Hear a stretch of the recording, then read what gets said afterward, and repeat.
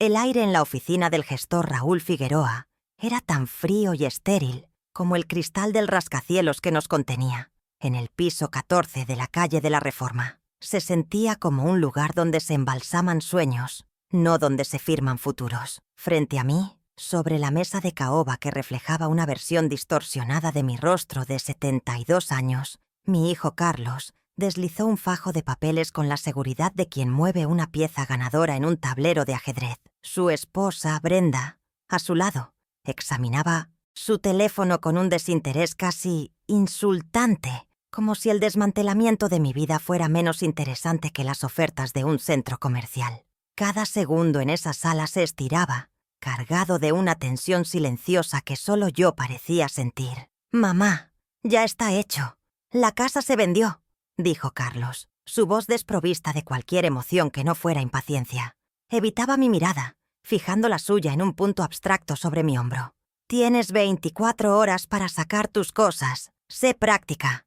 La palabra práctica salió de su boca como un veneno, una forma de decirme que mis sentimientos eran un estorbo, un lujo que ya no podíamos permitirnos. Junto a la puerta, el agente Morales, un hombre corpulento con un traje demasiado ajustado, permanecía de pie con los brazos cruzados, su postura transmitiendo una clara advertencia.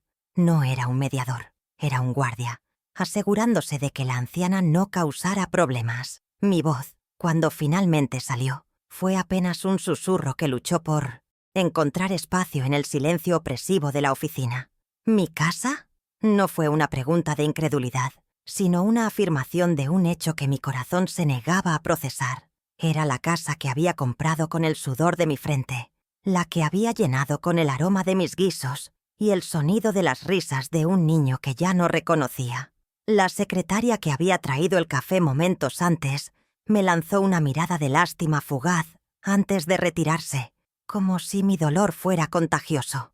El gestor Figueroa se ajustó las gafas, su carraspeo una clara señal de que mi tiempo para el drama se había agotado. Sentí el peso colectivo de sus miradas, un juicio silencioso que me catalogaba como un mueble viejo, una reliquia que ya no encajaba en los planes modernos y brillantes de mi hijo y su esposa. Era un estorbo, una nota a pie de página en su historia de éxito, pero en su prisa por deshacerse de mí, Carlos cometió un error, un pequeño descuido que cambiaría el curso de todo. Junto al contrato de venta, brillante y nuevo, había dejado la carpeta original de la hipoteca, la que yo había pagado religiosamente durante 30 años. Sus páginas amarillentas y frágiles contenían mi nombre, Ana Lucero, una y otra vez. Esa carpeta, olvidada sobre la caoba pulida, no era solo un archivo, era mi memoria, mi testimonio, y se convertiría en su perdición. Yo nunca fui solo la mamá, esa figura decorativa que sonríe en las fotos familiares. Fui el cimiento invisible, el motor silencioso que impulsaba este hogar mientras todos los demás dormían. Recuerdo 1985 como si fuera ayer, el olor a aceite y algodón crudo de la fábrica textil, el hilo de oro.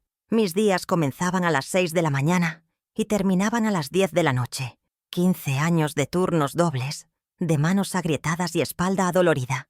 Todo para juntar los $12,000 de la entrada de esa casa de 200 metros cuadrados. Cada ladrillo de ese lugar está impregnado de mi sacrificio, una verdad que mi hijo parecía haber olvidado convenientemente. En 2005, cuando la fábrica modernizó sus máquinas y me liquidó junto con otras tantas mujeres de mi edad, no me lamenté. Vi una oportunidad. Usé hasta el último centavo de mi indemnización, $25,000 que representaban mi futuro, para construir la ampliación. 40 metros cuadrados de esperanza, el cuarto que Carlos usó durante toda su adolescencia, pintado de un azul que él mismo eligió, y el estudio donde Brenda, años después, se sentaría a planear sus viajes, exóticos a través de la pantalla de su laptop, financiada, sin saberlo, por mi propio despido. ¿Cómo podían ignorar que caminaban sobre los cimientos de mi propia historia laboral? La sangría no terminó ahí. En 2018, Carlos llegó a casa con la mirada de un soñador y las manos vacías. Necesitaba $8,000 para arrancar su negocio de importaciones, una idea brillante que, según él, Nos aseguraría el futuro a todos. Se los di sin dudarlo. Un préstamo que se evaporó en el aire junto con las promesas. Cuando tímidamente pregunté por él meses después, su respuesta me heló la sangre. «Mamá, esto es una inversión en la familia. No seas materialista». Me hizo sentir culpable, avara, por reclamar lo que era mío. Aprendí esa dura lección. Para ellos, mi dinero era familiar, pero sus deudas eran personales. Estos grandes sacrificios eran solo los picos visibles de una cordillera de microabusos diarios. Poco a poco, me fueron aislando de mis propias finanzas. «Tú no te preocupes por eso, mamá. Nosotros nos encargamos», decían con una sonrisa tranquilizadora mientras usaban mis ahorros para emergencias que, curiosamente, siempre coincidían con el pago de la tarjeta de crédito de Brenda o una reparación urgente para su camioneta BMW X3 blanca. Me convirtieron en una invitada en mi propia casa, una espectadora de mi propia vida económica, hasta que creyeron que ya no recordaba quién había pagado por el techo que los cobijaba. Pero yo recordaba cada centavo, mi vulnerabilidad, la que ellos tan hábilmente explotaron. Siempre fue mi profundo miedo a la soledad, el terror a romper el único lazo familiar que me quedaba, mi hijo. Pero lo que no sabían es que debajo de esa fragilidad se escondía una competencia que nunca valoraron.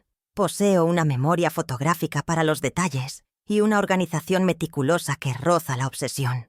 Durante 40 años he guardado cada recibo, cada contrato, cada promesa rota en una caja de metal bajo mi cama. No por rencor, sino por instinto. Un instinto que me decía que, algún día, los números tendrían que contar la verdad. Carlos, mi hijo de 45 años, gerente de ventas en una empresa de tecnología, vive atrapado en una jaula de apariencias. Su única motivación es proyectar una imagen de éxito para satisfacer a Brenda y al círculo social que ella tanto valora. Su mayor debilidad, la que yo usaría a mi favor, es una arrogancia monumental y un descuido absoluto por los detalles legales. Ese papeleo de viejos que siempre consideró por debajo de su atención. Él ve el mundo en grandes trazos, en contratos firmados y comisiones ganadas, pero ignora la letra pequeña, el diablo que se esconde en los detalles. Y yo, su madre, siempre he sido una experta en costura, en unir pequeños hilos para crear algo fuerte e inquebrantable. Brenda, con sus 42 años y su carrera a medio tiempo como influencer de viajes, es el motor de la ambición de Carlos. Su símbolo de estatus, esa camioneta BMW X3 del año, es un recordatorio constante de su poder sobre él. Recuerdo perfectamente el día que me pidieron dinero para reparar unas goteras urgentes en el techo. Semanas después, el vehículo apareció en la cochera, reluciente y nuevo. Ella vive en un mundo de filtros y fachadas, y no tolera nada que pueda manchar esa imagen perfecta, mucho menos una suegra que representa el pasado, lo viejo, lo que debe ser descartado. Su desprecio era tan visible como el logo en el volante de su auto. Al salir de esa oficina, con el eco de las 24 horas resonando en mi cabeza, sentí que el suelo desaparecía bajo mis pies. El estrés se manifestó como una presión en mi pecho, una garra invisible que me estrujaba el corazón. Mi mano temblaba mientras buscaba en mi bolso las pastillas para la presión, un ritual que se había vuelto demasiado frecuente. La humillación era un sabor amargo en mi boca, pero mientras caminaba por el pasillo de mármol del edificio, una extraña calma comenzó a asentarse sobre mí. El shock inicial se estaba transformando en algo más frío, más duro. Se estaba convirtiendo en resolución. Ellos habían encendido el fuego, pero no sabían que yo estaba hecha de acero. En casa, el silencio era abrumador. Cada objeto me contaba una historia, un recuerdo de un sacrificio. La vajilla que compré a plazos, el sofá donde Carlos se quedaba dormido viendo la televisión, el jardín que había cultivado con mis propias manos. Me senté en mi cama, rodeada de cajas de cartón vacías que ellos habían dejado convenientemente en la entrada. El riesgo era inmediato, doméstico, quedarme en la calle. Cerré los ojos e imaginé a los vecinos observando con lástima cómo un camión de mudanzas se llevaba los restos de mi vida. Esa imagen, la de la anciana despojada, la madre abandonada, Fue la chispa que necesitaba. No iba a permitirles darles ese espectáculo. El contrato de venta, que había tomado de la oficina casi por inercia, yacía sobre mi mesa de noche. Mis ojos se fijaron en la cifra remarcada en negrita. $250,000. El valor que le habían puesto a mi vida entera, a mi hogar de 200 metros cuadrados. No era solo dinero. Era la pérdida de mi historia, de las paredes que habían absorbido mis lágrimas y mis risas. Acaricié el marco de una foto de Carlos cuando era niño, plantando conmigo el rosal que ahora florecía junto a la ventana. ¿Cómo podía alguien vender un recuerdo? ¿Cómo se le pone precio a las raíces de una familia? En ese momento comprendí que no lucharía por una casa, sino por mi dignidad. Fue entonces cuando sonó el timbre. Era doña Pilar, mi vecina de toda la vida, con una taza de té de manzanilla en sus manos temblorosas. Me vio sentada entre las cajas, con la mirada perdida, y su rostro se contrajo en una mueca de dolor y rabia. Se sentó a mi lado, sin decir nada al principio, simplemente estando ahí, un ancla en mi tormenta. Su presencia era un bálsamo. Después de un largo silencio, tomó mi mano entre las suyas, sus dedos nudosos pero fuertes. «Ana, esa casa es más tuya que de nadie. Esas paredes las levantaste tú. No te dejes», me dijo, su voz firme como una sentencia. Las palabras de Pilar fueron como un cerillo en la oscuridad. Me recordaron que no estaba sola y que mi percepción de la injusticia no era una exageración de anciana. Ella había sido testigo de mi vida, de mis idas y venidas a la fábrica, de las reformas, de la llegada de la camioneta de Brenda. Ella conocía la verdad. «Mi sobrino es abogado, uno bueno y honesto», continuó, sacando un pequeño papel de su bolsillo. «No es de esos caros de la capital. Es un muchacho que cree en la justicia. Llámalo. No tienes nada que perder y sí una vida por recuperar». Ese pedazo de papel con un nombre y un número de teléfono se sintió más pesado y valioso que cualquier escritura. Esa noche no dormí. Mientras Carlos y Brenda seguramente celebraban su victoria con una cena cara, yo me preparaba para la guerra. Pero mi guerra no se libraría con gritos ni lágrimas, sino con papel y tinta. A las 10 de la noche, saqué la vieja caja de metal de debajo de mi cama. El chirrido de la tapa al abrirse fuese el primer disparo de mi batalla silenciosa. Dentro no había joyas ni grandes ahorros, sino mi arsenal. 30 años de mi vida meticulosamente documentados. No iba a empacar ropa. Iba a empacar pruebas. La primera fase de mi plan, un plan que se gestaba en el silencio de mi hogar usurpado, acababa de comenzar. Mi primer objetivo fue el poder notarial que firmé en 2012. Lo recordaba vagamente. Un trámite que Carlos me insistió en hacer cuando estuve enferma de neumonía. «Para ayudarte a pagar los impuestos, mamá. Para que no te preocupes». Lo encontré entre los documentos más antiguos, el papel amarillento y doblado. Mis manos no temblaban ahora. Con una lupa, leí cada cláusula hasta que encontré lo que mi instinto me decía que estaría allí. La cámara de mi mente hizo un zoom sobre la frase clave: poder limitado a la gestión administrativa y tributaria del inmueble, sin facultades para enajenar o grabar. Una sonrisa amarga se dibujó en mi rostro. Este papel, que había sido mi condena, se acababa de convertir en mi salvación. Saqué el viejo escáner de mi difunto esposo del armario, un aparato que no había usado en años. El zumbido del motor al encenderse rompió el silencio de la noche. Un sonido de maquinaria poniéndose en marcha. Con una paciencia infinita, escaneé cada página del poder notarial, cada extracto bancario de 1985 a 2015, cada libreta de ahorros. La luz del escáner pasaba sobre las cifras, iluminando las transferencias mensuales a la cuenta de la hipoteca, todas saliendo directamente de mi cuenta de nómina de El Hilo de Oro. 30 años de mi vida, resumidos en números que no mienten. Cada archivo digital era una bala que guardaba en una carpeta en el escritorio de la computadora. Al amanecer, con una pila de documentos originales a un lado y una memoria USB con sus copias digitales al otro, sentí un agotamiento profundo pero satisfactorio.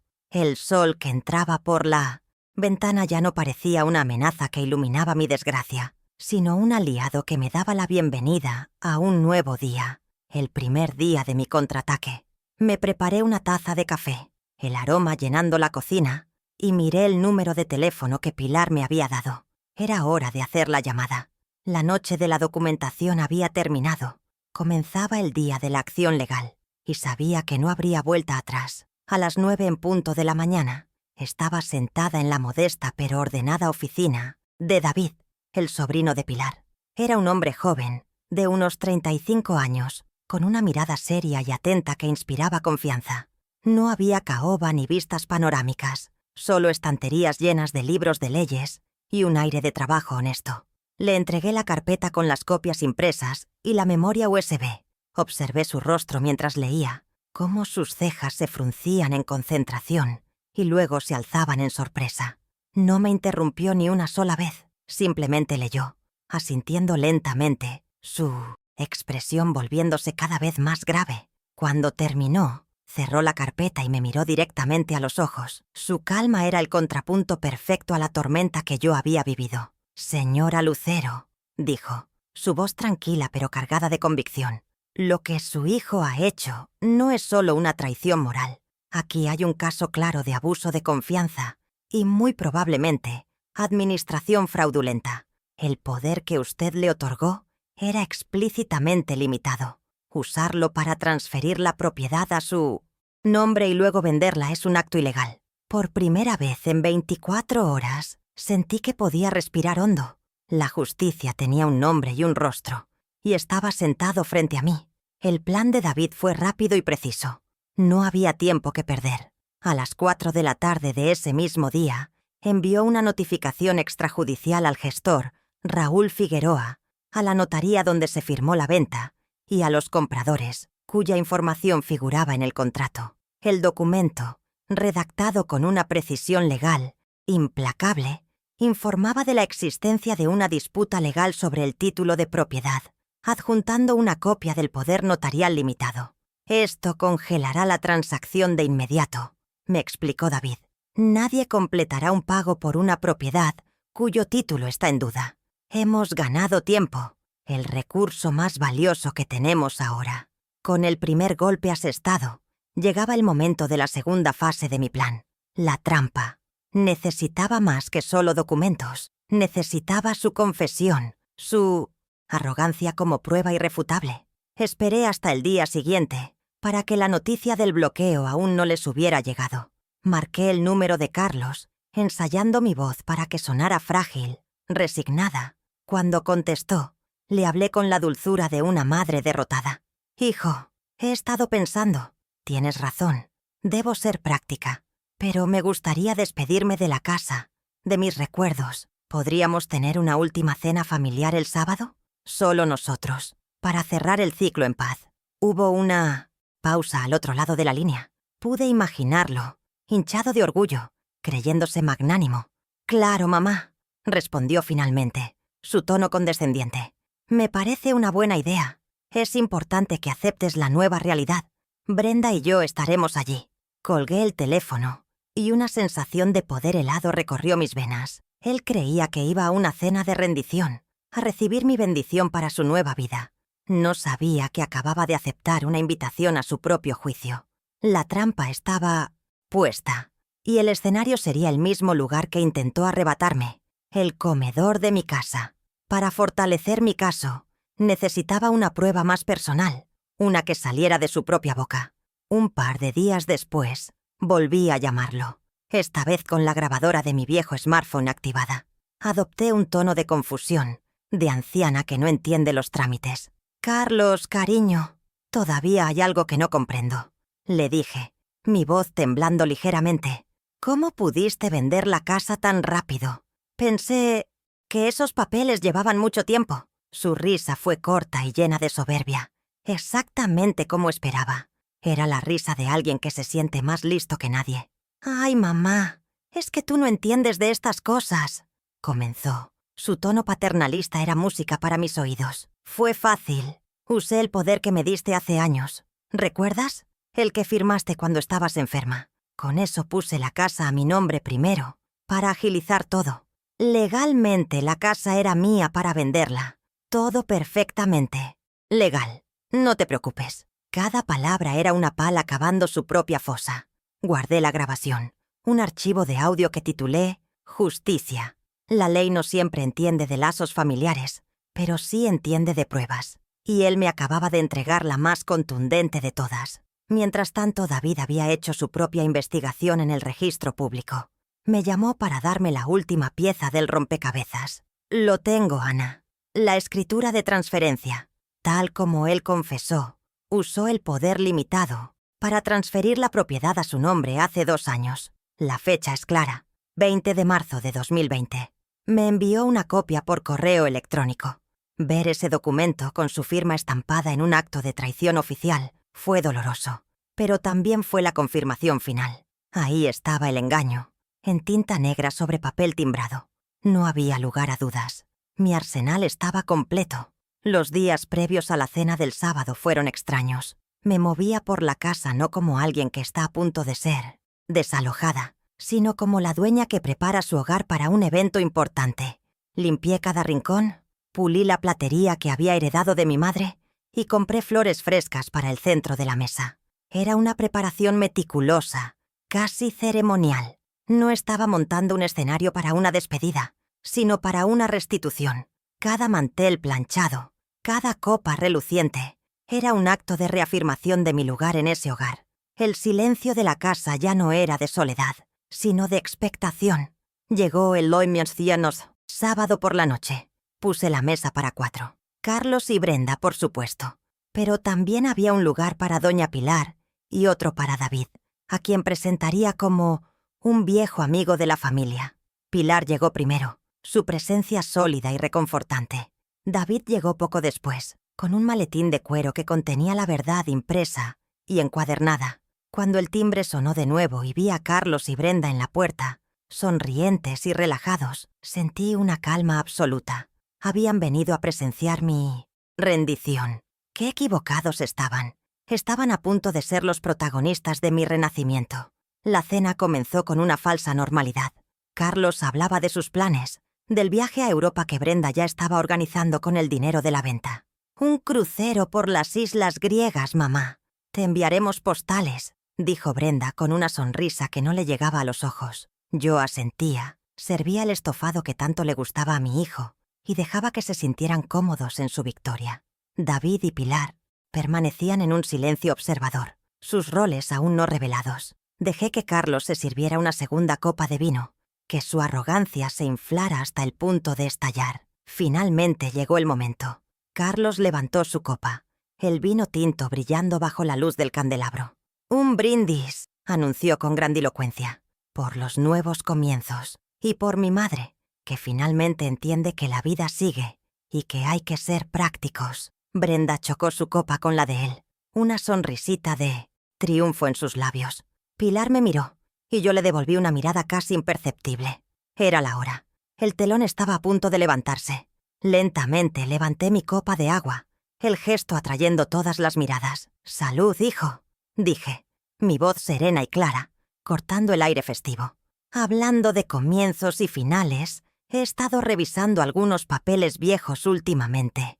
Es curioso lo que uno encuentra cuando empieza a empacar su vida. Con un movimiento deliberado, coloqué sobre el mantel, inmaculado la carpeta con los extractos bancarios, las páginas marcadas con un resaltador amarillo brillante. La primera prueba había sido presentada. Pagué $180,000 de esta casa durante 30 años de mi vida. Continué, mi voz manteniendo un tono uniforme y conversacional. Deslicé la carpeta hacia el centro de la mesa. Aquí está cada recibo, cada transferencia mensual desde mi cuenta de la fábrica. 30 años de turnos dobles están resumidos en estas hojas. La sonrisa de Brenda se desvaneció, reemplazada por una línea tensa. Carlos frunció el ceño, una sombra de inquietud cruzando su rostro.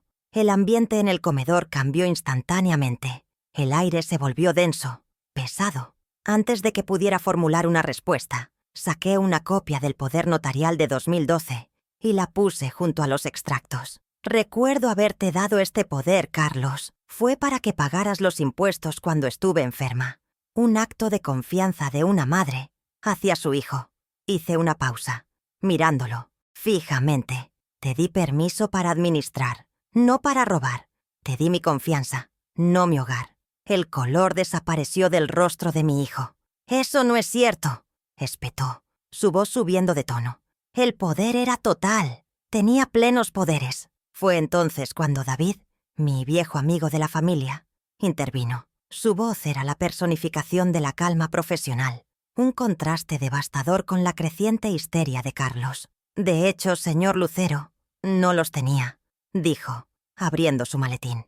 «El poder notarial es explícitamente limitado. Usar un poder administrativo para transferir una propiedad a su nombre constituye un fraude». Colocó sobre la mesa una copia de la escritura de transferencia fraudulenta. «La venta, por cierto, ha sido impugnada y congelada esta mañana. Los compradores han sido notificados». El silencio que siguió fue absoluto, roto solo por la respiración agitada de Carlos. Brenda miraba de los papeles a su esposo, su rostro una máscara de incredulidad y pánico. La primera consecuencia, la financiera, llegó en forma de un sobre que David deslizó suavemente hacia Carlos. «Esta es una orden judicial que le notifica del bloqueo cautelar de cualquier fondo relacionado con la venta de esta propiedad. El dinero, si es que ya se había depositado, no podrá ser tocado». Vi cómo la imagen del crucero por las islas griegas se hundía en los ojos de Brenda. La segunda consecuencia fue patrimonial, y esa me correspondía a mí. Metí la mano en el bolsillo de mi delantal y saqué un juego de llaves nuevo y brillante. Las coloqué sobre la mesa con un chasquido metálico que resonó en la sala como un martillazo de juez. «Las cerraduras se cambian mañana a las 8 en punto de la mañana», anuncié, mi voz sin un ápice de temblor. «Les pido por favor que se retiren de mi casa». La palabra «mí» salió con una fuerza que no había tenido en años. Era una reclamación, una bandera plantada en mi propio territorio. Finalmente, la consecuencia moral. Giré mi cabeza y miré directamente a Brenda, que ahora tenía los ojos llenos de lágrimas de rabia, no de tristeza. «El viaje a Europa tendrá que esperar», le dije suavemente, pero cada palabra era una daga, quizás para siempre. La humillación era total y, lo más importante, pública. El aire en la oficina del gestor, Raúl Figueroa, era tan frío y estéril como el cristal del rascacielos que nos contenía. En el piso 14 de la calle de la Reforma 22 se sentía como un lugar donde se embalsaman sueños, no donde se firman futuros. Frente a mí, sobre la mesa de caoba que reflejaba una versión distorsionada de mi rostro de 72 años, mi hijo Carlos deslizó un fajo de papeles con la seguridad de quien mueve una pieza ganadora en un tablero de ajedrez. Su esposa, Brenda, a su lado, examinaba su teléfono con un desinterés casi insultante, como si el desmantelamiento de mi vida fuera menos interesante que las ofertas de un centro comercial. Cada segundo en esa sala se estiraba, cargado de una tensión silenciosa que solo yo parecía sentir.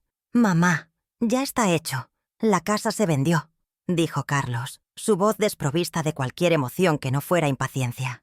Evitaba mi mirada, fijando la suya en un punto abstracto sobre mi hombro. «Tienes 24 horas para sacar tus cosas. Sé práctica». La palabra práctica salió de su boca como un veneno, una forma de decirme que mis sentimientos eran un estorbo, un lujo que ya no podíamos permitirnos. Junto a la puerta, el agente Morales, un hombre corpulento con un traje demasiado ajustado, permanecía de pie con los brazos cruzados, su postura transmitiendo una clara advertencia. No era un mediador, era un guardia, asegurándose de que la anciana no causara problemas. Mi voz, cuando finalmente salió, fue apenas un susurro que luchó por encontrar espacio en el silencio opresivo de la oficina. ¿Mi casa? No fue una pregunta de incredulidad, sino una afirmación de un hecho que mi corazón se negaba a procesar. Era la casa que había comprado con el sudor de mi frente, la que había llenado con el aroma de mis guisos y el sonido de las risas de un niño que ya no reconocía. La secretaria que había traído el café momentos antes me lanzó una mirada de lástima fugaz antes de retirarse, como si mi dolor fuera contagioso. El gestor Figueroa se ajustó las gafas, Su carraspeo una clara señal de que mi tiempo para el drama se había agotado. Sentí el peso colectivo de sus miradas, un juicio silencioso que me catalogaba como un mueble viejo, una reliquia que ya no encajaba en los planes modernos y brillantes de mi hijo y su esposa.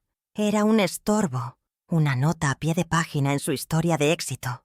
Cada uno de ellos, desde el gestor impaciente hasta Brenda con su aburrimiento fingido, formaba un tribunal improvisado que ya había dictado sentencia. Estaba siendo borrada de mi propia historia, en una oficina esterilizada, bajo la luz fluorescente que hacía que las arrugas de mi rostro parecieran más profundas. La humillación era pública, precisa y diseñada para anularme por completo.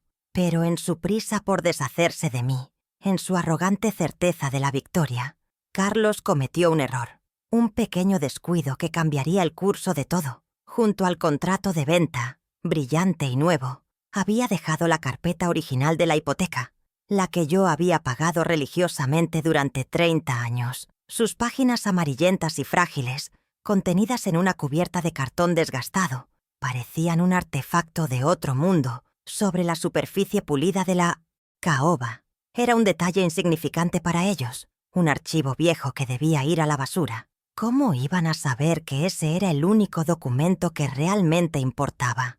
Mis ojos se fijaron en esa carpeta.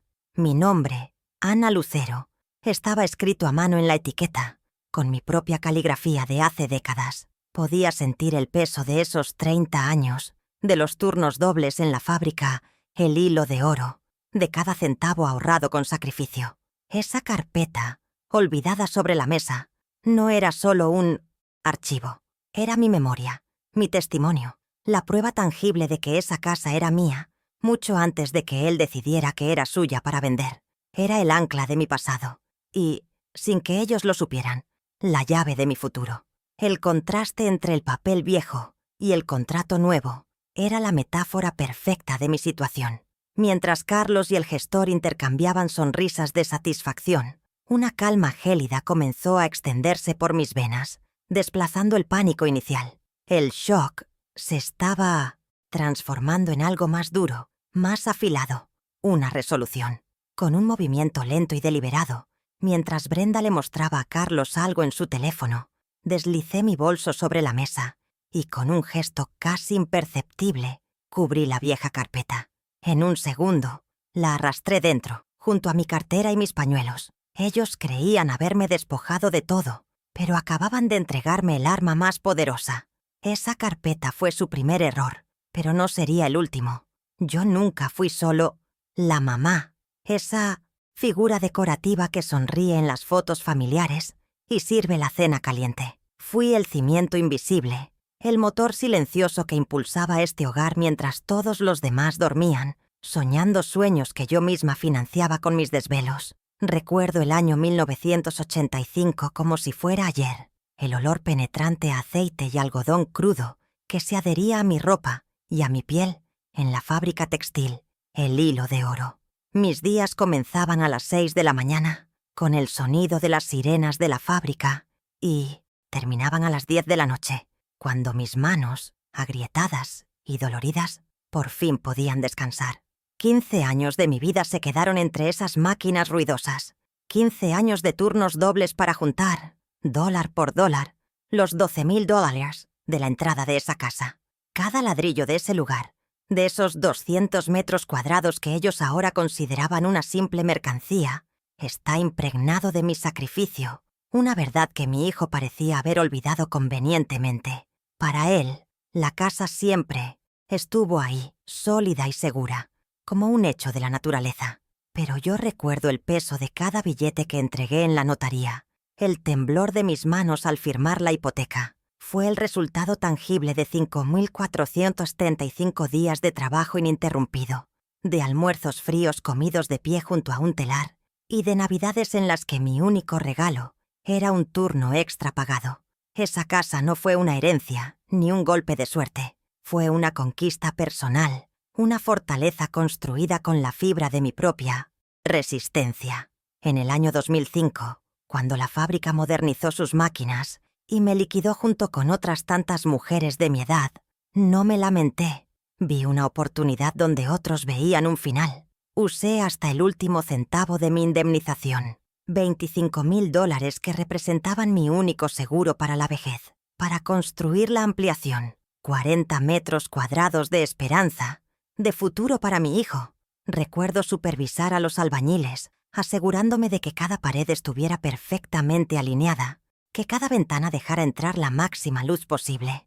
No estaba construyendo solo cuartos, estaba expandiendo el nido, asegurándome de que mi hijo tuviera siempre un lugar al que volver, un espacio propio para crecer y soñar. Esa ampliación se convirtió en el cuarto que Carlos usó durante toda su adolescencia, pintado de un azul océano que él mismo eligió con tanto entusiasmo, y también en el pequeño estudio donde Brenda, años después, se sentaría a planear sus viajes exóticos a través de la pantalla brillante de su laptop. Ella navegaba por catálogos de cruceros y hoteles de lujo, financiada sin saberlo, por mi propio despido, por el final abrupto de mi vida laboral. ¿Cómo podían ignorar que caminaban sobre los cimientos de mi propia historia, que el confort de su presente estaba pavimentado con los escombros de mi pasado? Cada clic que ella hacía en esa computadora era un eco sordo de mi sacrificio, una ironía que me quemaba por dentro. La sangría no terminó ahí, por supuesto. El abuso financiero es un goteo lento y constante que erosiona el alma. En 2018, Carlos llegó a casa una tarde, con la mirada de un soñador y las manos vacías. Necesitaba $8,000 para arrancar su negocio de importaciones, una idea brillante que, según él, nos aseguraría el futuro a todos. Se los di sin dudarlo un segundo, sacando el dinero de la cuenta de ahorros que guardaba para emergencias médicas. Era un préstamo, una palabra que se evaporó en el aire junto con las promesas de un retorno, rápido y generoso. El dinero simplemente desapareció, absorbido por su estilo de vida y sus malas decisiones. Cuando, meses después, con la timidez de quien pide una limosna, me atreví a preguntar por el dinero, su respuesta me heló la sangre y me abrió los ojos a la dura realidad. «Mamá, esto es una inversión en la familia. No seas materialista», me dijo, su tono mezclando condescendencia y reproche. Me hizo sentir culpable, avara, por reclamar lo que era mío, lo que me había costado años de privaciones. Aprendí esa dura lección en ese preciso instante. Para ellos, mi dinero era un recurso familiar, comunitario y de libre acceso. Pero sus deudas y sus fracasos eran estrictamente personales. Me enseñó a callar, a no volver a preguntar. Estos grandes sacrificios eran solo los picos visibles de una cordillera de microabusos diarios que se volvieron la norma en mi propio hogar. Poco a poco, con una sutileza perversa, me fueron aislando de mis propias finanzas. «Tú no te preocupes por eso, mamá. Nosotros nos encargamos», decían con una sonrisa tranquilizadora mientras tomaban mi tarjeta de débito para pagar emergencias que, curiosamente, siempre coincidían con el vencimiento de la tarjeta de crédito de Brenda o una reparación urgente para su camioneta BMW X3 blanca. Esa camioneta, su mayor símbolo de estatus, fue pagada en parte con el dinero que me pidieron para arreglar unas supuestas goteras en el techo.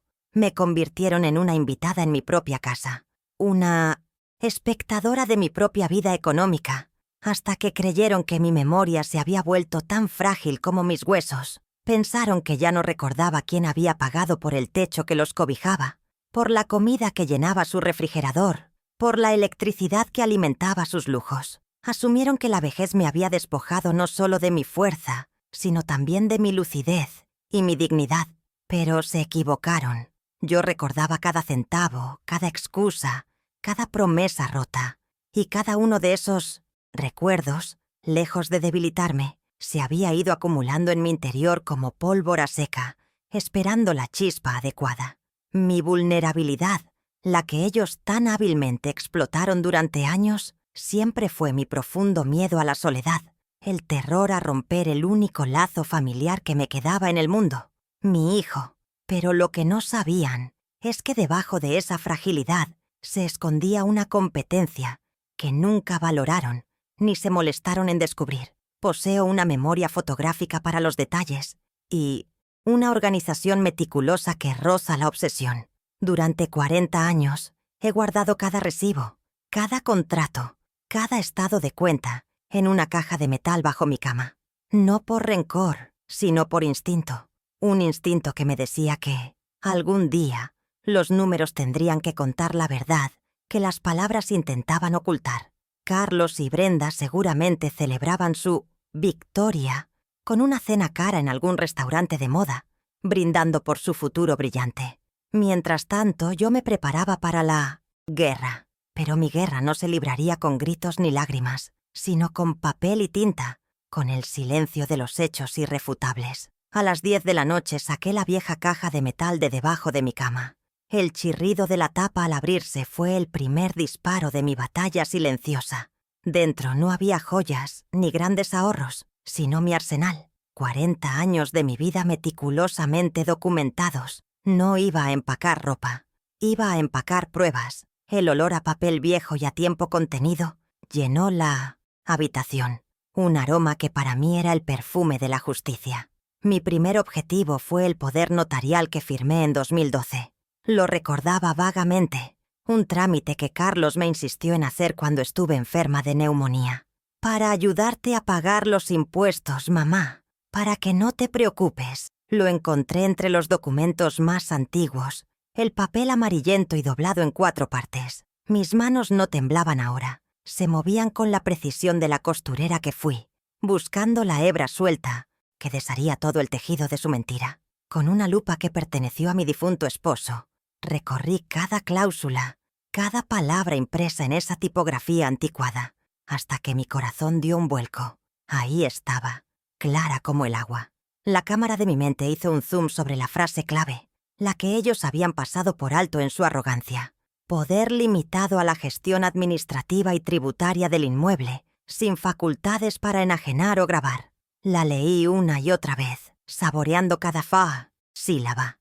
Enajenar, grabar, las 2 acciones que él había ejecutado. Una sonrisa amarga se dibujó en mi rostro. Este papel, que había sido el instrumento de mi despojo, el símbolo de mi confianza traicionada, se acababa de convertir en mi salvación. La primera pieza del rompecabezas estaba en su lugar, y era la piedra angular de todo mi caso.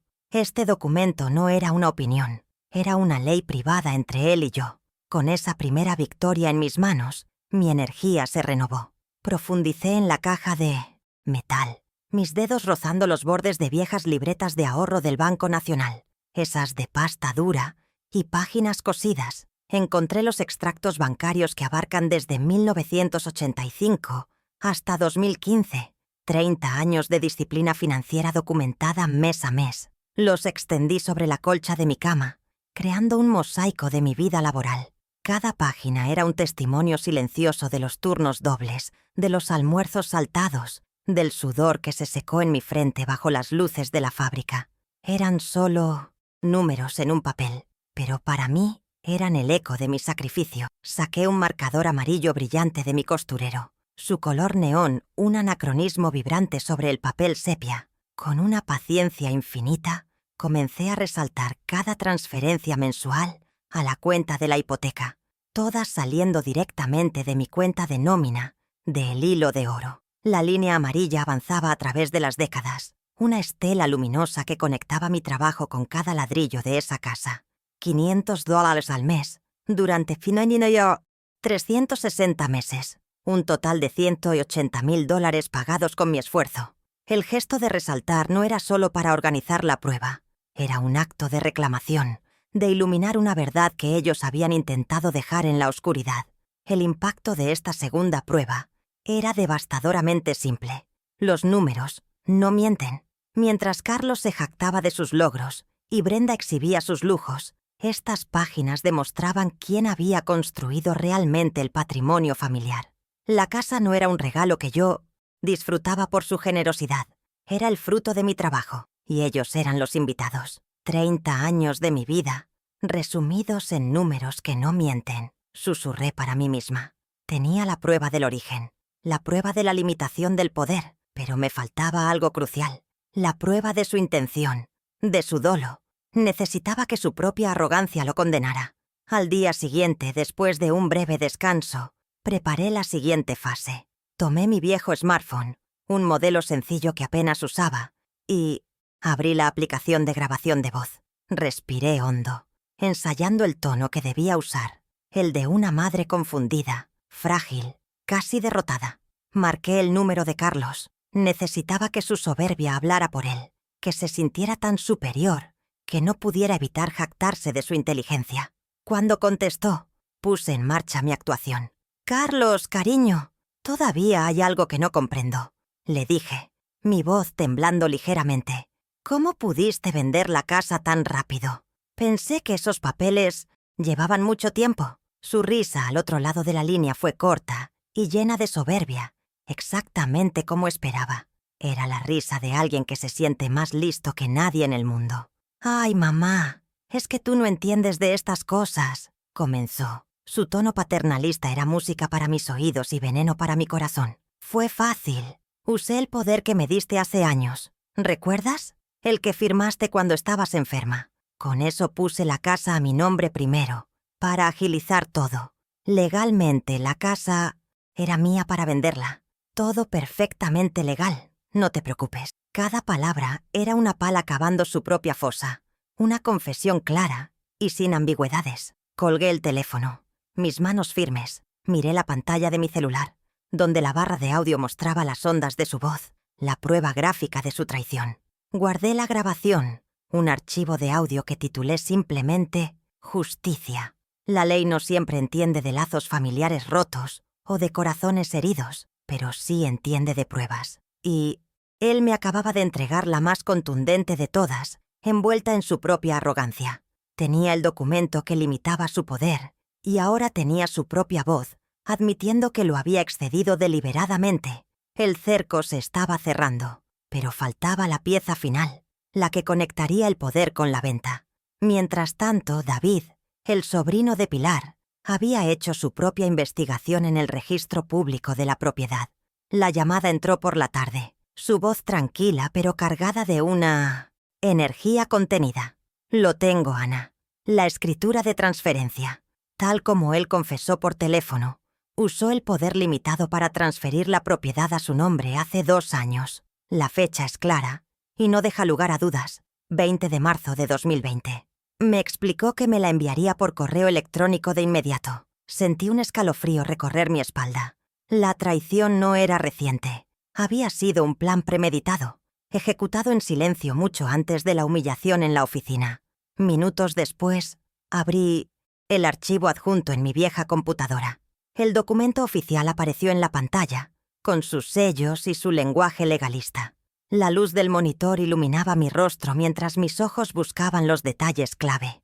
Allí estaba, mi nombre como cedente, su nombre como cesionario, y debajo, su firma, la misma caligrafía que yo le había enseñado a trazar cuando era un niño, ahora estampada en un acto de traición oficial. Verlo en tinta negra sobre papel timbrado fue doloroso. Una herida profunda y afilada. Pero también fue la confirmación final. No había lugar a interpretaciones ni a excusas. Ahí estaba el engaño, en un documento público, esperando a ser descubierto.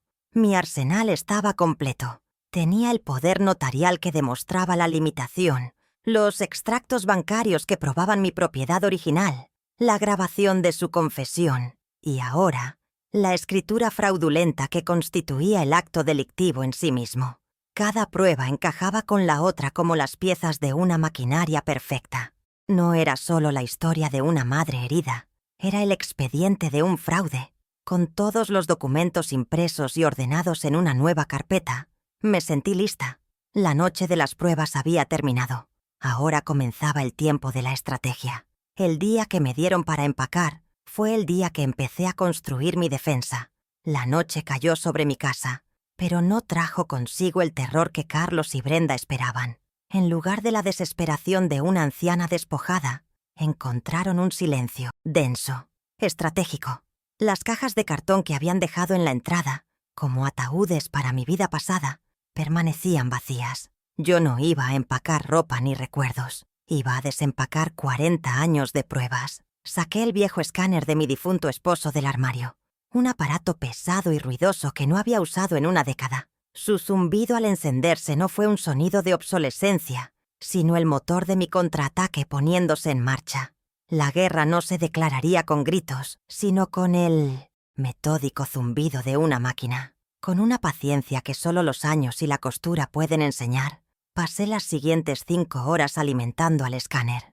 Cada documento amarillento, cada extracto bancario frágil, cada recibo descolorido pasaba bajo su luz brillante, transformándose de un pedazo de papel olvidado en un archivo digital, inmutable y eterno. Era un ritual casi sagrado. La luz del escáner iluminaba mis manos arrugadas, las mismas manos que habían trabajado sin descanso para pagar cada centímetro de ese hogar. Estaba convirtiendo el sudor y el sacrificio en datos, en evidencia irrefutable. No solo digitalizaba documentos, estaba codificando mi verdad, asegurándome de que nadie pudiera volver a arrugarla, romperla o tirarla a la basura como si no valiera nada.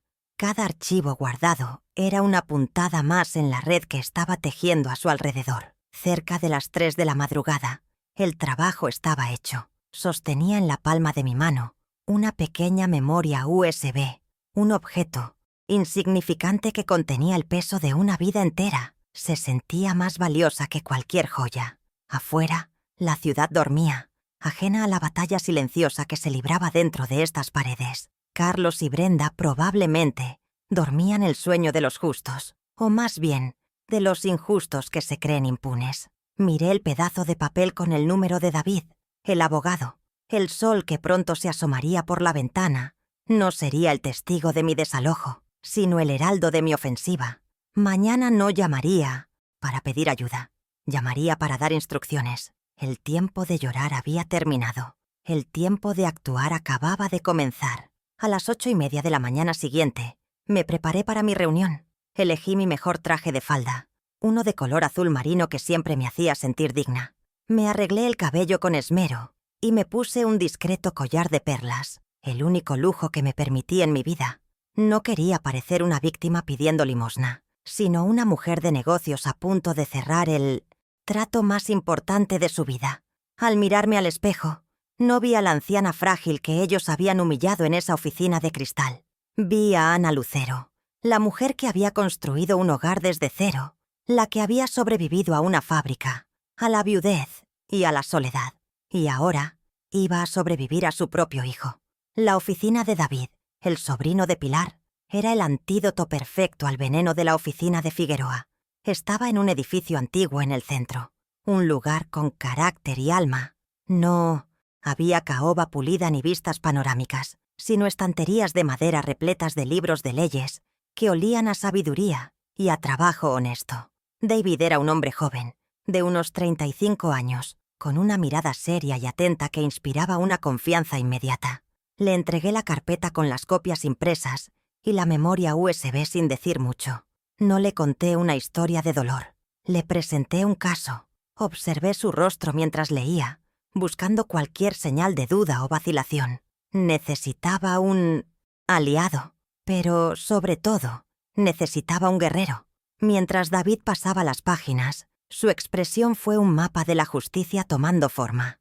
Primero sus cejas se fruncieron en una concentración absoluta, absorbiendo cada detalle.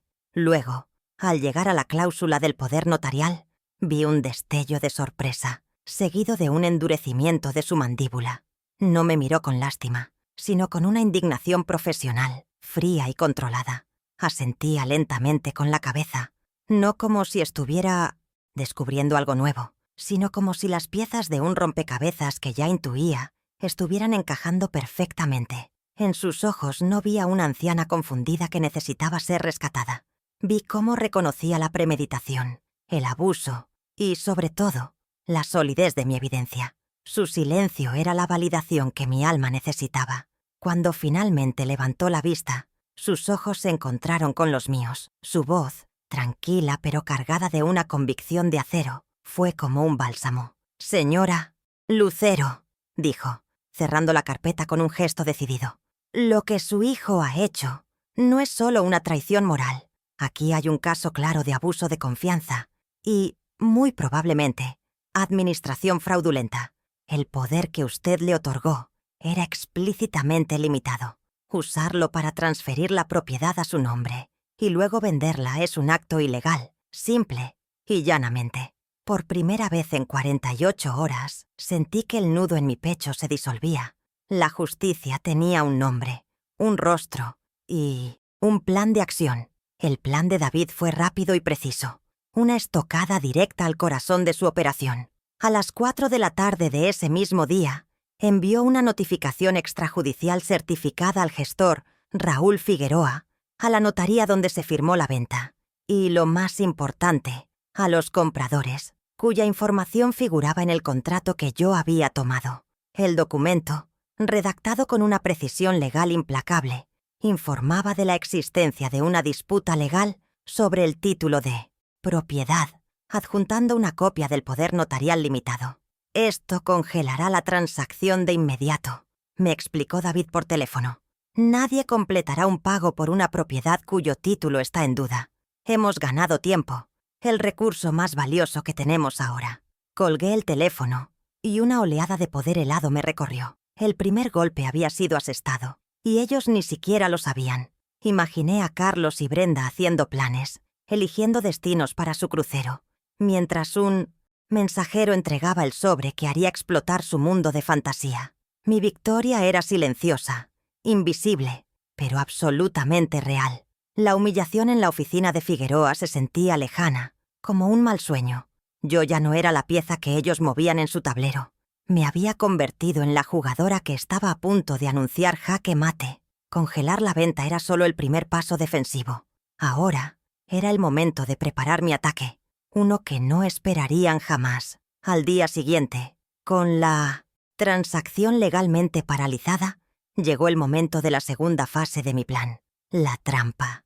Necesitaba más que solo documentos. Necesitaba su confesión, su arrogancia como prueba irrefutable. Esperé hasta las 11 de la mañana, calculando que la noticia del bloqueo aún no les habría llegado.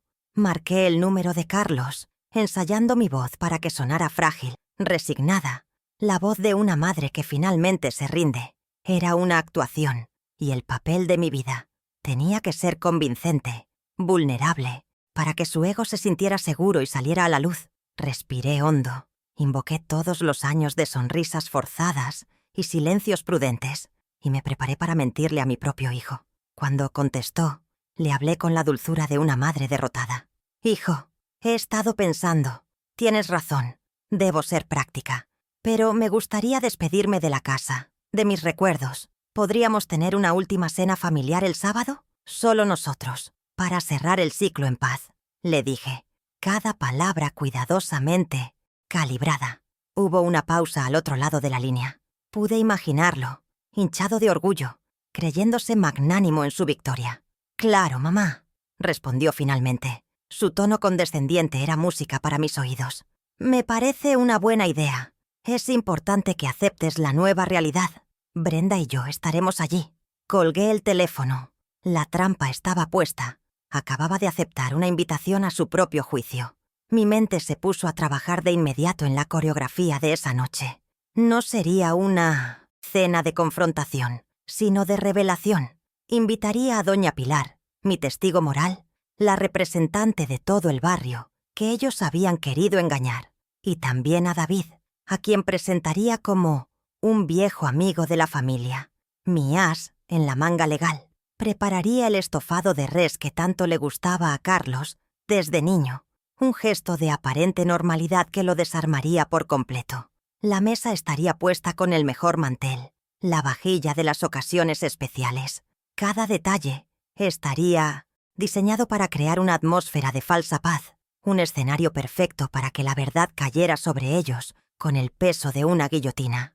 Los días previos a la cena del sábado fueron los más extraños de mi vida.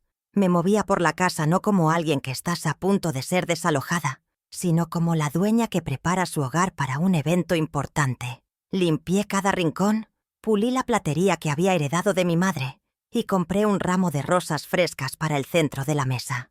Mis favoritas. ¡Panda! Una preparación meticulosa, casi ceremonial. No estaba montando un escenario para una despedida, sino para una restitución.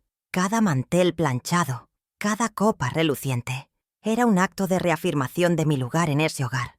El silencio de la casa ya no era de soledad, sino de una expectación tensa y vibrante. Llegó la mañana del sábado. El sol entraba por la ventana de la cocina mientras yo amasaba el pan para la cena. El aroma llenaba la casa, un olor a hogar, a normalidad, a todo lo que ellos habían intentado destruir. Miré a mi alrededor, a las paredes que contenían mi historia, al jardín donde mis rosas esperaban florecer. No estaba luchando solo por 200 metros cuadrados de ladrillo y cemento. Estaba luchando por mi derecho a existir, a tener un pasado y un futuro en el lugar que yo misma había construido. Iban a venir esperando ver a una madre resignada a su destino. No tenían idea de que estaban a punto de conocer a la mujer que había financiado sus vidas y que ahora, finalmente, les iba a presentar la factura. La llamada llegó el jueves por la mañana, justo cuando el plazo de 24 horas estaba a punto de expirar. Era Carlos. Su voz, usualmente cargada de una arrogancia condescendiente, sonaba extrañamente tensa, como una cuerda a punto de romperse. «Mamá, ha surgido un pequeño problema con los papeles», dijo, evitando cualquier detalle. «Los compradores han puesto una pausa. El gestor Figueroa está tratando de resolverlo». Yo escuchaba en silencio, sosteniendo el teléfono, con una mano firme. Mi corazón latía con un ritmo controlado, el pulso de un soldado en su trinchera. Fingí una confusión senil, mi voz temblorosa y llena de una falsa preocupación. ¿Un problema? «Ay, hijo, pero todo está bien. ¿No irán a cancelar la venta?» Dejé que mi aparente fragilidad lo tranquilizara, que lo hiciera bajar la guardia. Mientras le ofrecía palabras de consuelo vacías, una oleada de poder helado recorrió mi cuerpo. Era la primera grieta en su fachada de control absoluto. La notificación de David había llegado a su destino. Miré las cajas de cartón vacías que aún estaban apiladas en mi sala. Ya no parecían los ataúdes de mi vida pasada, sino los trofeos silenciosos de una batalla que ellos ni siquiera sabían que estaban perdiendo. Cada segundo de su nerviosismo era una pequeña victoria para mí. Esta llamada no era sobre un problema con los papeles, era el sonido de su mundo perfecto comenzando a temblar. Y yo era el terremoto silencioso que se movía bajo sus pies. Mi plan, concebido en la soledad y la humillación, estaba funcionando. Carlos suspiró al otro lado de la línea, un sonido cargado de frustración. «No lo sé, mamá. Brenda está muy nerviosa. Quiere que vayamos a la oficina de Figueroa ahora mismo. Dice que esto no es normal». Pude imaginarla perfectamente, paseándose de un lado a otro, su rostro perfecto contraído por la ansiedad, su mundo de apariencias amenazado. El pánico de Brenda era mi mejor aliado. «Hijo, no te precipites», le aconsejé con una dulzura maternal. «¿Por qué no esperamos a la cena del sábado? Con calma, en casa, podemos hablar de todo tranquilamente. A veces, las cosas se ven más claras después de una buena comida». Estaba reforzando la idea de la cena como un refugio, un lugar seguro. Estaba atrayéndolo más y más profundo a mi trampa. Inmediatamente después de colgar con Carlos, marqué el número de David. Le informé de la llamada, de la tensión en la voz de mi hijo. David me escuchó con su calma profesional habitual. «Es exactamente lo que esperábamos, Ana», me confirmó. «Los compradores han notificado oficialmente al gestor que suspenden toda acción hasta que se aclare la disputa sobre el título de propiedad. Hemos ganado la primera batalla». Hizo una pausa antes de continuar, su tono volviéndose más serio. «Pero prepárese. Cuando la confusión de su hijo se convierta en sospecha, su actitud cambiará. La calma siempre precede a la tormenta. Manténgase firme». Sus palabras fueron un ancla y una advertencia. La pequeña victoria era real, pero la guerra apenas comenzaba. El plazo de 24 horas pasó sin que nadie llamara a mi puerta. El viernes por la mañana, el sol entró por la ventana y la casa seguía siendo mía. El silencio ya no era opresivo, sino victorioso. Caminé descalza por el pasillo, sintiendo la madera fría bajo mis pies. Toqué las paredes, el marco de las fotos, el respaldo del viejo sillón de mi esposo. Cada objeto parecía susurrarme: «Resiste, este es tu lugar». Fue una victoria, tangible, una reafirmación de mi existencia en mi propio espacio. Decidí que era el momento de empezar a preparar la cena del sábado. Me puse mi delantal y comencé a picar las verduras para el estofado. Reclamar mi cocina era reclamar el corazón de mi hogar. El aroma de la cebolla y el ajo sofriéndose en aceite llenó el aire, un perfume de normalidad y poder. La segunda llamada de Carlos llegó el viernes por la tarde. El tono había cambiado drásticamente. La confusión había sido reemplazada por una hostilidad apenas contenida. «Mamá, acabo de hablar con Figueroa. Me dijo que recibió una notificación formal de un bufete de abogados, un tal David Solís. ¿Tú sabes algo de esto?» Su pregunta no era una pregunta, era una acusación. La máscara del hijo magnánimo se había hecho añicos, revelando el rostro ansioso y acorralado del hombre que temía ser descubierto.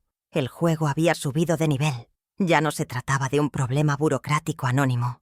Ahora tenía mi nombre implícito en él. Respiré hondo, preparándome para la que sería mi mejor actuación. Dejé escapar un sollozo ahogado, un sonido de incredulidad y dolor profundo. «¡Un abogado! Carlos, ¿cómo puedes pensar eso de mí? Después de todo lo que he hecho por ti». Mi voz se quebró, cargada de una indignación herida. «Soy tu madre. Estoy aquí sola, con el corazón roto, tratando de encontrar la fuerza para despedirme de mi casa, como acordamos, y tú me acusas de esto». Usé su propia arma contra él, la culpa. Lo hice sentir como un hijo monstruoso, ingrato. Hubo un silencio al otro lado. Lo escuché vacilar. «No, mamá, yo no. Es que...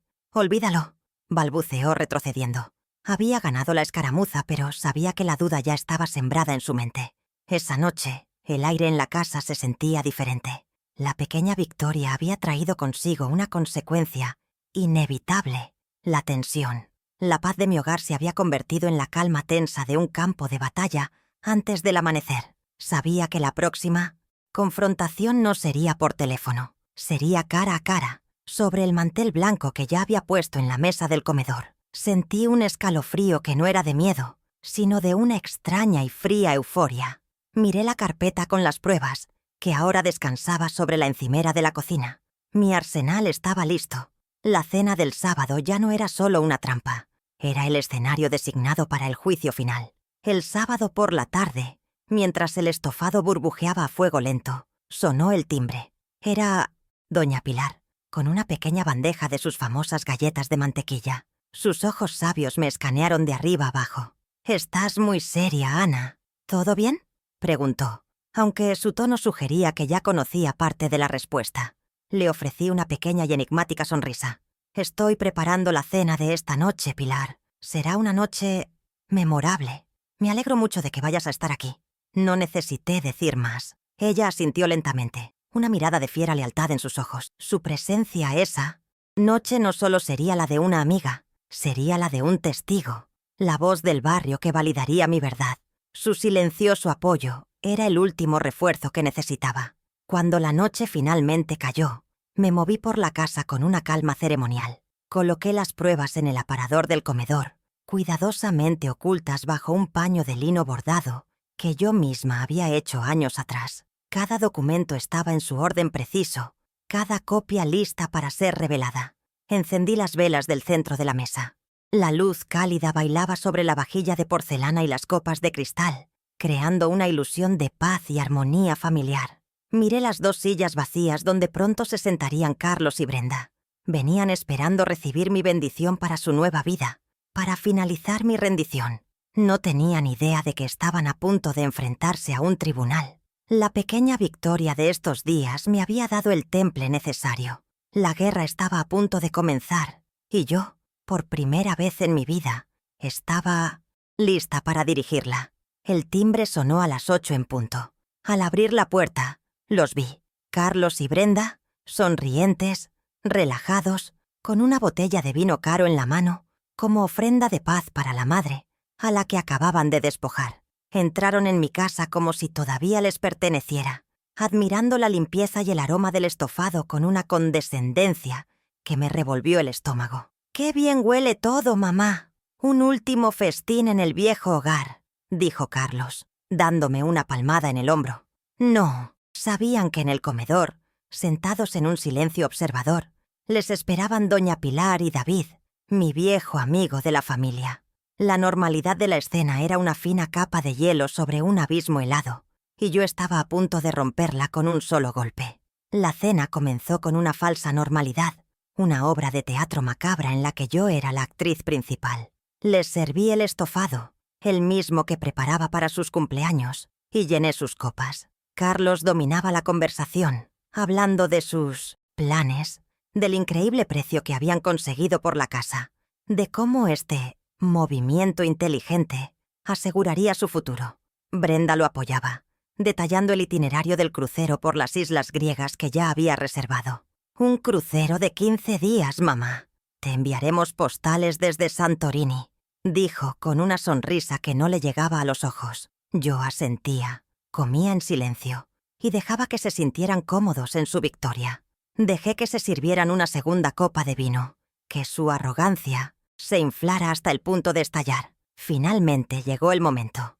Carlos levantó su copa, el vino tinto brillando bajo la luz del candelabro que mi difunto esposo y yo habíamos instalado juntos. «Un brindis», anunció con grandilocuencia, su voz resonando en el comedor. «Por los nuevos comienzos y por mi madre, que finalmente entiende que la vida sigue y que a veces hay que ser prácticos para progresar».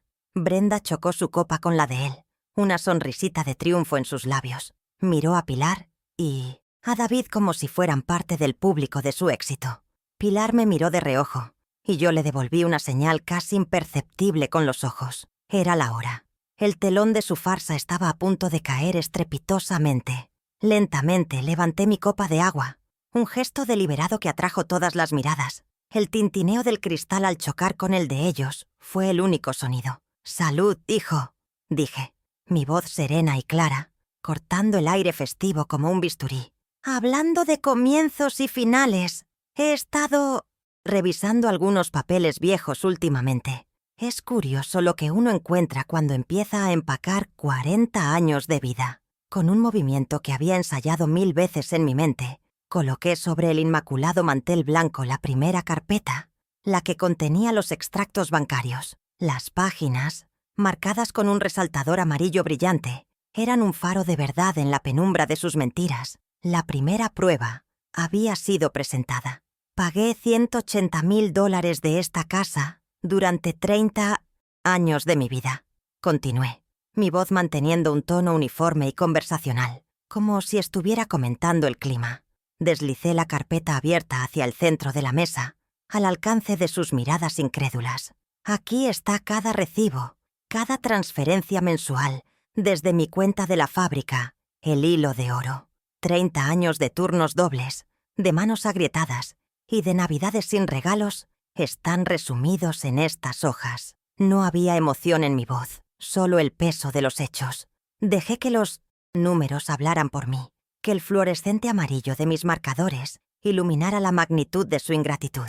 La sonrisa de Brenda se desvaneció, reemplazada por una línea tensa y dura. Carlos frunció el ceño, una sombra de inquietud cruzando su rostro. Intentó reír, un sonido hueco y forzado. «Mamá, por favor, no es momento para sentimentalismos. Todos hemos contribuido a esta familia». Su respuesta fue débil, un intento patético de desviar la atención. Pero antes de que pudiera formular una defensa más elaborada, saqué una copia del poder notarial de 2012 y la puse junto a los extractos. «La segunda prueba. Recuerdo haberte dado este poder, Carlos. Fue para que pagaras los impuestos cuando estuve enferma. Un acto de confianza de una madre hacia su hijo». Hice una pausa, mirándolo fijamente a los ojos, sin parpadear.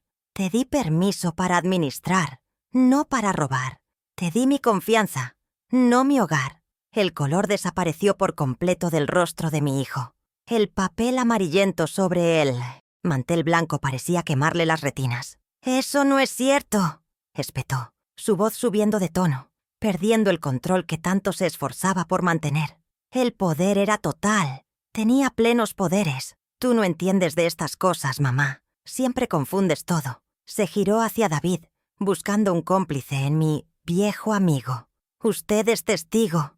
Ella se olvida de las cosas. Este papeleo es demasiado complicado para ella». Su desesperación lo estaba llevando a pintarme como una anciana senil, su último y más bajo recurso.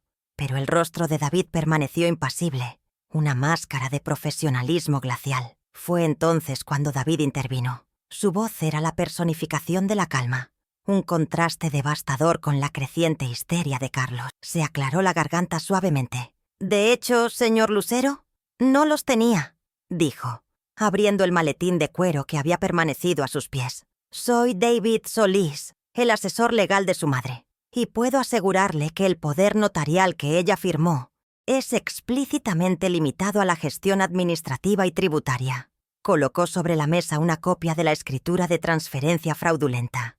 Usar un poder de esa naturaleza para transferir una propiedad a su nombre constituye, en términos legales, un fraude, un delito. La palabra delito quedó suspendida en el aire, pesada y letal. Brenda ahogó un grito. Carlos lo miraba como si le hubiera apuñalado, pero David no había terminado. Con la misma calma metódica continuó. Por esa razón, y como representante legal de la señora Ana Lucero, hemos procedido a impugnar la venta esta misma mañana. La transacción ha sido congelada. Los compradores, la notaría y el gestor Raúl Figueroa han sido formalmente notificados de la existencia de una disputa legal sobre el título de esta propiedad. La revelación cayó sobre ellos como una losa de granito. El crucero, la vida de lujo, el futuro brillante, todo se desvaneció en ese instante. Ya no era una discusión familiar, era un procedimiento judicial en curso.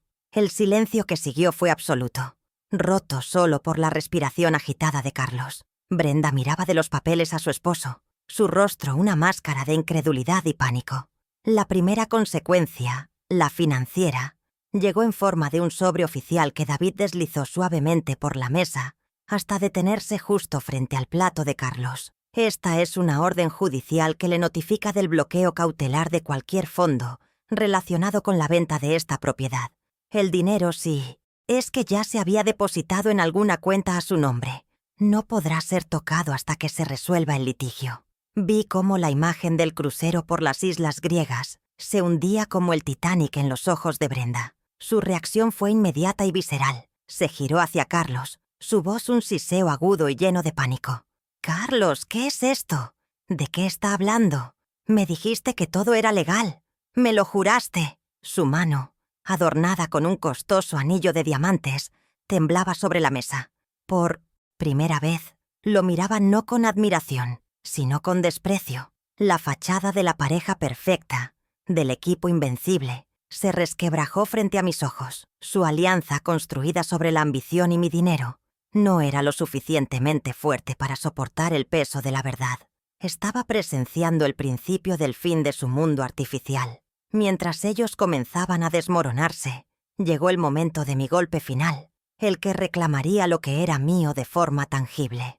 Con una lentitud deliberada, metí la mano en el bolsillo de mi delantal y saqué un juego de llaves nuevo y brillante. Las coloqué sobre la mesa con un chasquido metálico que resonó en la sala como un martillazo de juez. El sonido fue pequeño, pero su significado era monumental. Las llaves brillaban bajo la luz de las velas, un símbolo de mi poder recuperado, de mi autoridad indiscutible en mi propio hogar. Eran la prueba física de que el juego había terminado y de que yo había ganado.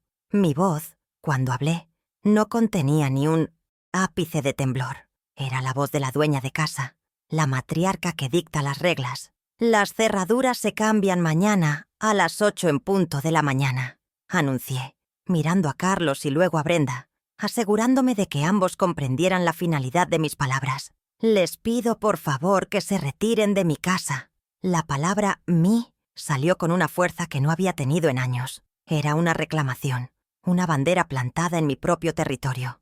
La humillación que sentí en la oficina de Figueroa se la estaba devolviendo multiplicada, no en un espacio ajeno y frío, sino en el corazón de su ambición, en la mesa donde celebraban su supuesta victoria. Finalmente, la consecuencia moral, la estocada final. Giré mi cabeza y miré directamente a Brenda, que ahora tenía los ojos llenos de lágrimas de rabia, no de tristeza. Su mundo de filtros y fachadas se había derrumbado.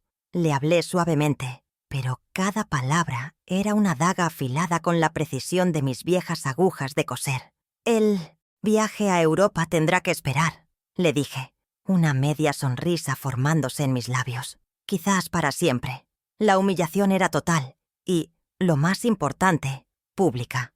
Doña Pilar, la vecina que representaba a todo el barrio, era testigo. La historia que se contaría no sería la de la pobre anciana abandonada, sino la de la mujer que recuperó su dignidad. El silencio que se instaló en el comedor fue denso, sofocante. Carlos estaba pálido como un fantasma, mirando los documentos como si fueran serpientes venenosas. Brenda sollozaba en silencio, pero sus lágrimas no eran de arrepentimiento, sino de furia impotente. Doña Pilar me miró, y en sus ojos vi una mezcla de orgullo feroz y una profunda satisfacción. Había hecho justicia no solo por mí, sino por todas las mujeres silenciadas y subestimadas. La cena de despedida se había convertido en su juicio, y el veredicto era culpable. La atmósfera, antes festiva, ahora era la de una sala de tribunal después de dictar sentencia. Sin decir una palabra más, Carlos se levantó de la silla, el movimiento torpe y descoordinado. Brenda lo siguió, sin siquiera mirarme. No hubo disculpas ni explicaciones, solo una retirada humillante. Los vi caminar hacia la puerta, no como los dueños triunfantes que habían entrado, sino como intrusos expulsados. La puerta se cerró tras ellos con un sonido suave pero definitivo. Me quedé sentada a la cabecera de mi mesa, en mi silla, en mi comedor, en mi casa. Doña Pilar se acercó y puso una mano cálida y firme sobre mi hombro. El estofado seguía caliente en la olla. La justicia, como dicen, es un plato que se sirve frío, pero esa noche la mía estaba perfectamente sazonada y humeante. Cuando la puerta se cerró tras ellos, el silencio que quedó no fue de vacío, sino de plenitud. Era un silencio denso, pesado, lleno del espacio que ellos ya no ocupaban. David recogió sus documentos con una eficiencia tranquila, me dio una palmada respetuosa en el hombro y se marchó. Doña Pilar, sin embargo, se quedó. No dijo nada. Simplemente se sentó a mi lado en el comedor, entre los restos de la cena juicio, y tomó mi mano. Su presencia era un ancla, la confirmación de que no estaba sola en mi victoria. Miré la mesa, el estofado aún humeante, las copas de vino a medio beber. Por primera vez en muchos años, mi casa se sentía verdaderamente mía, un santuario purificado por el fuego de la verdad. No había alegría ruidosa, solo la profunda y serena satisfacción de la justicia restaurada. A la mañana siguiente, a las 8 en punto, tal como había anunciado, el cerrajero llegó. Era un hombre joven y eficiente que trabajó en silencio, sin hacer preguntas. Observé cada uno de sus movimientos, el destornillador girando, el viejo cilindro saliendo con un chasquido sordo, el nuevo mecanismo, brillante y sólido, deslizándose en su lugar. El sonido del metal nuevo encajando en la madera vieja de mi puerta fue la música más dulce que había escuchado en mucho tiempo. No era solo un cambio de cerraduras, era un acto sacramental, la materialización de un nuevo límite. Cuando el cerrajero me entregó el nuevo juego de llaves, sentí su peso en mi mano, un peso de control, de seguridad, de soberanía. Eran las llaves no solo de una casa, sino de mi nueva vida. Pasó un mes de bendito silencio antes de que él intentara contactarme. No fue una llamada, sino un escueto mensaje de texto que apareció en la pantalla de mi viejo teléfono. «Mamá, necesitamos hablar». Lo leí sin que mi pulso se alterara. La vieja Ana Lucero se habría llenado de ansiedad, de una mezcla de esperanza y temor. La nueva Ana Lucero simplemente respiró hondo y escribió una respuesta. Mis dedos se movieron con una calma deliberada sobre el pequeño teclado. «Carlos, las nuevas reglas son claras. Mi casa, mis reglas. Las visitas se anuncian con una semana de antelación y deben ser aprobadas.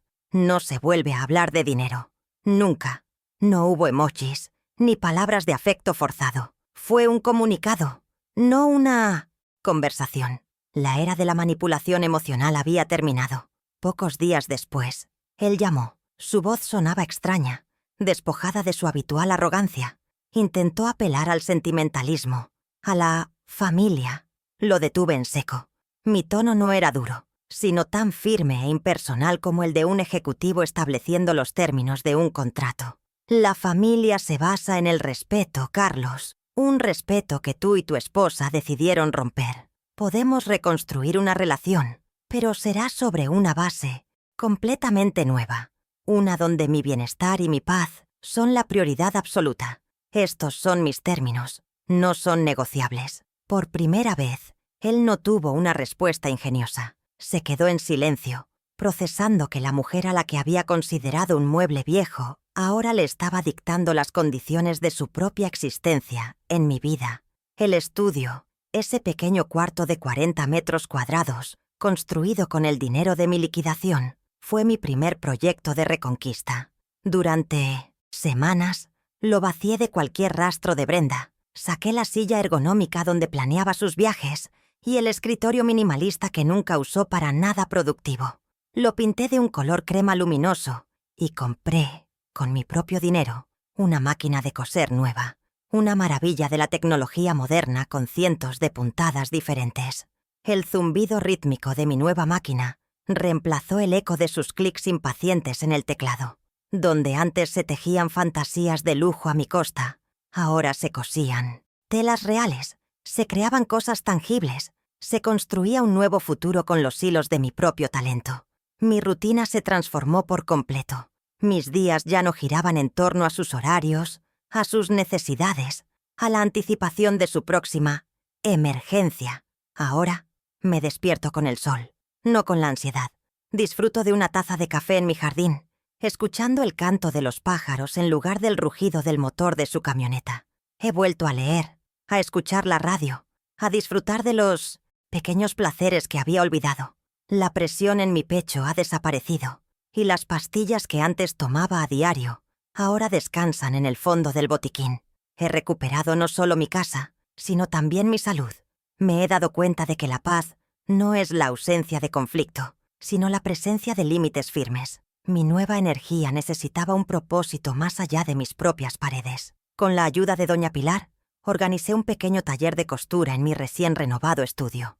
2 tardes a la semana enseño a las jóvenes del barrio, chicas de entre 15 y 20 años, el arte de la costura.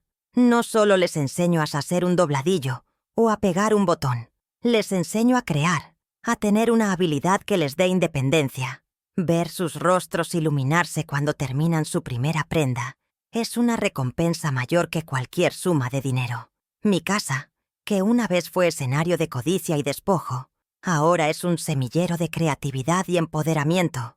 Estoy usando mi pasado para tejer un futuro mejor para otras. Mi amistad con doña Pilar se ha vuelto el pilar de mi nueva vida. Casi todas las tardes nos sentamos en el porche de mi jardín, bebiendo té de manzanilla y observando cómo el sol se pone detrás de los árboles. Hablamos de todo y de nada. De nuestras plantas, de las chicas del taller, de los viejos tiempos. El otro día me miró fijamente y dijo: «Ana, pareces 10 años más joven. Tienes una luz en los ojos que no te veía desde que tu esposo vivía». Sus palabras fueron el espejo de mi sentir. Ya no soy la sombra que deambulaba por su propia casa. Soy la dueña de mi luz, una luz que nadie volverá a apagar. Nuestra amistad es un testimonio de que los lazos elegidos son, a menudo, más fuertes que los de sangre. David se encargó de todos los detalles legales con una eficiencia impecable. La venta fraudulenta fue anulada por el tribunal y el título de propiedad fue restaurado a mi nombre, ahora con cláusulas adicionales que impiden cualquier movimiento sin mi consentimiento explícito y presencial. Carlos y Brenda enfrentaron las consecuencias legales de sus actos. No pregunté los detalles, pues su destino ya no era de mi incumbencia. Lo único que sé es que la camioneta BMW X3 blanca ya no se ve por el barrio y que, según me contó Pilar, se mudaron a un apartamento mucho más pequeño al otro lado de la ciudad. La justicia, a veces lenta, tiene una forma de encontrar su propio equilibrio. Los símbolos de su estatus, construidos sobre mi sacrificio, se derrumbaron como un castillo de naipes. En la quietud de las noches, a veces reflexiono sobre lo que significa ser madre. Durante años, creí que mi papel era dar sin medida, sacrificarme en silencio, absorber el dolor para que mi hijo fuera feliz. Me equivoqué. El amor incondicional no significa una ausencia total de condiciones. Amar también es enseñar, y la lección más dura que tuve que impartirle a mi hijo fue la del respeto, la de las consecuencias. Mi acto de reclamación no fue un acto de venganza, sino el último y más doloroso acto de maternidad.